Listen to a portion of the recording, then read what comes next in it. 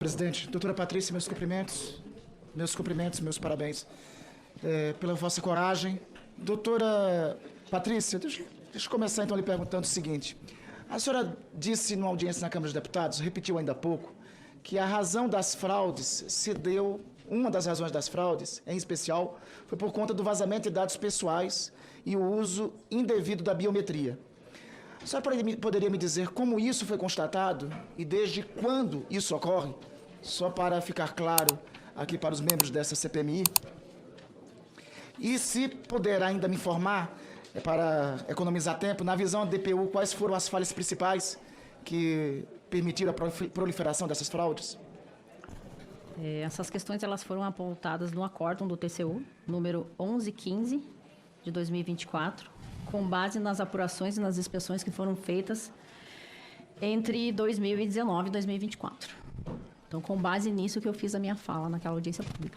Perfeito. Eu lhe pergunto, se alguma norma legal, se no aparato infralegal, jurídico, sobre o INSS, constasse um dispositivo de lei dizendo o seguinte: é vedada a transmissão de informações de benefícios e de informações pessoais, trabalhistas e financeiras de segurados e beneficiários do INSS a qualquer pessoa física ou jurídica, diretamente ou por meio de interposta pessoa física ou jurídica, para a prática de qualquer atividade de marketing, oferta comercial, proposta, publicidade direcionada e beneficiário específico ou qualquer tipo de atividade tendente a conhecer o beneficiário do INSS, a celebrar contratos e obter captação de clientela. Se esse dispositivo existisse na lei, os fraudadores, os membros dessa organização criminosa, teriam atuado desta forma contra aposentados e pensionistas? Teriam mais dificuldade, com certeza. Pois bem, doutora, muito obrigado pelo seu depoimento, porque esse dispositivo foi uma emenda que foi apresentada pela oposição ao governo anterior em uma medida proposta pelo governo anterior. Sabe por que essa medida não prevaleceu, deputado Paulo Pimenta? Porque o presidente de então, Jair Messias Bolsonaro, vetou essa medida. Aí veio para o Congresso. A bancada do Partido dos Trabalhadores e da oposição votou para derrubar o veto. Ou seja, ter esse dispositivo que a doutora Patrícia está dizendo, que impediria as fraudes. Eu queria começar com um adágio, muito famoso, em função do que eu vi aqui. Acuse-os do que você faz, chame-os do que você é. Mas é impressionante, doutora. Eu tive o cuidado de buscar informações através de LAI, nos diversos órgãos do governo, no INSS, na CGU, no Ministério da Fazenda. E veja, as pessoas perguntaram por que o Ministério Público atuou tão pouco na época do presidente Bolsonaro? Porque teve pouco a fazer, doutor. Os pedidos de exclusão de descontos associativos, eu chamo a atenção da senhora, em 2020 foram 43 mil por ano. Chegaram a 117 mil em 2022, passando por 53 mil. Quando foi em 23, foi para 465 mil pedidos de exclusões. Em 2024 foi 1.515.000 pedidos de exclusões. 1.515.000 pedidos de exclusões. De pessoas que se sentiram lesadas, burladas no seu direito e foram ao INSS pedir que excluísse aquele benefício aquele desconto que eles não tinham dado causa. E aparentemente o governo ficou em paz, não achou que havia nenhum problema. E só se manifestou, e aí vamos aqui para a primeira parte da narrativa. Houve um aumento de ACTs, eu escutei aqui, dito por nossos amigos, em 2019. Não é verdade. Em 2019, se começa o ano com 16 ACTs, você termina com 14. Que explosão é essa? Ao contrário, é implosão. Quer dizer, teve um número menor de ACTs no final do ano de 2019 do que no início de 2019. Então, por favor, gente, vamos ter responsabilidade do que a gente está falando, porque a gente está falando aqui para a sociedade brasileira. Então, a mentira desacredita a instituição como um todo e todos nós. Vamos ter cuidado com o que a gente está falando. Em 2019, doutora, 4 entidades foram descredenciadas, em função de denúncias dessas 40 e tantas mil reclamações. 4. Mas em 2024, nenhuma foi descredenciada com 1.514.000 denúncias de pedido de exclusão. Me parece que há aqui uma comparação a ser feita. Então, a primeira peça dessa narrativa que o governo faz cai por terra. Houve explosão de ACTs em 2019. Não é verdade. Tá? E no final de 2019, inclusive, 2022, o número de ACTs que se conclui é bem menor do que em 2025, chegou a 37 ACTs. Há uma explosão, sim, no governo do presidente Lula. Mas a gente aqui está querendo saber quem roubou. Se tiver gente que deu causa a esse problema em 2021, 22, 19 ou 20, a gente quer saber quem foi. né? Quem esgarçou os mecanismos de controle. E aí vem uma outra questão, né? Eu escutei aqui um senador falar aqui há pouco, a senhora acha, e a senhora respondeu, a senhora acha que a retirada da validação facilitou a questão da fraude? A senhora respondeu o quê? Acho, não fez? A senhora, desde quando havia validação do cadastro? De 2006 para cá. Quando foi que houve? Estou lhe perguntando. Quando foi que houve? Quando é que na INSS havia validação de cadastro anualmente, de beneficiário de descontos associativos? Quando foi? Que época? A senhora, desde 2006, era defensora pública ligada à Previdência. Me diga qual foi a época.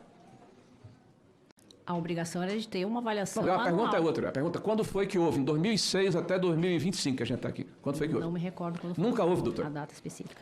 Nunca houve validação de cadastro. Nunca. Você sabe quem propôs a validação do cadastro? O nosso governo. E sabe quem lutou contra a validação do cadastro? Esses que estão dizendo que foi o nosso governo que foi contrário. E como é que se prova isso, doutora? Dezenas de emendas que foram apresentadas por ocasião da tramitação da MP 871. Assinadas por deputados e senadores do Partido dos Trabalhadores e do PDT, na sua grande maioria. A avassaladora maioria. Então, por favor, não vamos brincar com a verdade dos fatos. O governo que, de forma sistêmica, combateu a corrupção, a senhora se lembra de algum governo que tomou esse corolário de medidas no início da administração? Me diga quais foram. Como a MP 871. A senhora está lembrada de algum governo que fez isso no início da administração? Não recordo. Pois é, porque só o governo de Bolsonaro fez. Iniciou a gestão com revalidação anual de autorização de descontos, que o Congresso não permitiu, principalmente capitaneado pelo PT. Fim da condição cartorária da CONTAG. E quero lembrar a senhora que 90% desses descontos em 2019 eram CONTAG, ligado à CUT e ao PT. Cadastro trabalhador rural feito pelo governo. Passou para a EMATE e autodeclaração, tirou dessa autodeclaração com a transição para o CNIS, que até hoje não aconteceu, o que mostra a prevaricação do atual governo, porque o prazo final era em meados de 23. Regularização do seguro-defeso, quase R$1 bilhão que foi economizado, e agora a gente está vendo os escândalos voltarem, a senhora sabe disso. Escândalos do seguro-defeso agora viraram lugar comum. Cidades que têm 5, 6 mil habitantes, com 10, 12 mil pescadores. Restrição do auxílio-reclusão. Carência de 24 contribuição, proibição de acúmulo com pensão, programa especial para análise de benefícios, pagamento de bônus que este governo está reeditando agora, né, para diminuir a fila da Previdência, cancelamento de benefícios irregulares, cruzamento de dados e consolidação dos dados da Receita. Este governo do presidente Bolsonaro é o único em 30 anos que enfrentou a corrupção. Agora nós estamos vendo aqui a inversão do discurso pela narrativa que não tem nenhuma veracidade. Agora as pessoas falam aqui com uma verdade que nos assusta. Opa! A outra peça da narrativa. O governo do PT descobriu a fraude, que começou no governo de Bolsonaro. Doutora, por favor, doutora Patrícia, o governo do PT foi quem demitiu o presidente do INSS e o procurador-geral, o senhor Vigílio, assim de moto própria, espontaneamente, houve a demissão por parte do governo do PT em função das denúncias que foram feitas por vocês ou pela imprensa? Doutora Patrícia. Os afastamentos foram alguns por determinação judicial. Todos os dois foram por determinação judicial. Tanto o presidente do INSS como o procurador foram afastados por decisão judicial. Não foi porque esse governo tomou providência, não. Pelo contrário, o governo foi instado pela senhora, por esse grupo, pelo Tribunal de Contas, pela CGU, pela imprensa e fez o vírus de mercador. Pelo contrário, nós temos aqui o ex-ministro Lula dizendo o seguinte: o presidente demitido por Lula do INSS é um homem altamente qualificado. Para quê? Para roubar? Certamente, né? Está aqui, ó. Só para lembrar os colegas e a quem assiste de casa, o pagador de impostos, que nenhum parlamentar do PT assinou para que isso aqui acontecesse. Então isso está acontecendo, defensora Patrícia, graças à oposição deste país. Em segundo lugar, eu quero pedir para a senhora, que falou em outra oportunidade que conviveu com segurados, né, defendeu eles que foram descontados. E falou ali que normalmente eram pessoas ribeirinhas, eram pessoas já com pouca alfabetização, mais humildes. Se a senhora fica nervosa ou fica frustrada ao saber que basicamente nenhum dos cabeças do esquema foi preso até agora.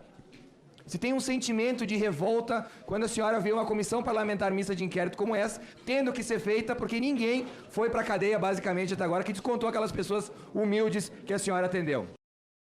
A minha revolta maior é quando uma pessoa tem um desconto no benefício e sequer sabem a origem desse desconto que ela tem. Principalmente pessoas que recebem um salário mínimo e são hipervulneráveis. Essa é a minha revolta maior. Mas a senhora conhece a MP 871 de 2019. tem conhecimento dela. Ela foi editada por Jair Bolsonaro dia 18 de janeiro do primeiro ano de mandato do presidente Jair Bolsonaro. Ela visava, basicamente, coibir os descontos que a senhora acabou de dizer, que a senhora se revolta quando vê um aposentado ser descontado de forma irregular. Concordamos aqui. Ela visava, a senhora me corrija se eu estiver errado, que essa revalidação dos descontos ocorresse anualmente. Concorda comigo? A MP fazia isso. Pois é. Naquela altura do campeonato, o presidente Bolsonaro já tinha recebido as denúncias e em 18 dias de mandato protocolou uma medida provisória para que esses descontos não acontecessem mais. Pois essa MP, defensora, recebeu diversas emendas de parlamentares na sua quase totalidade do PT. Dentre eles, nós temos vários aqui que eu não vou citar nominalmente, mas essas emendas são oriundas, segundo informações, da CONTAG.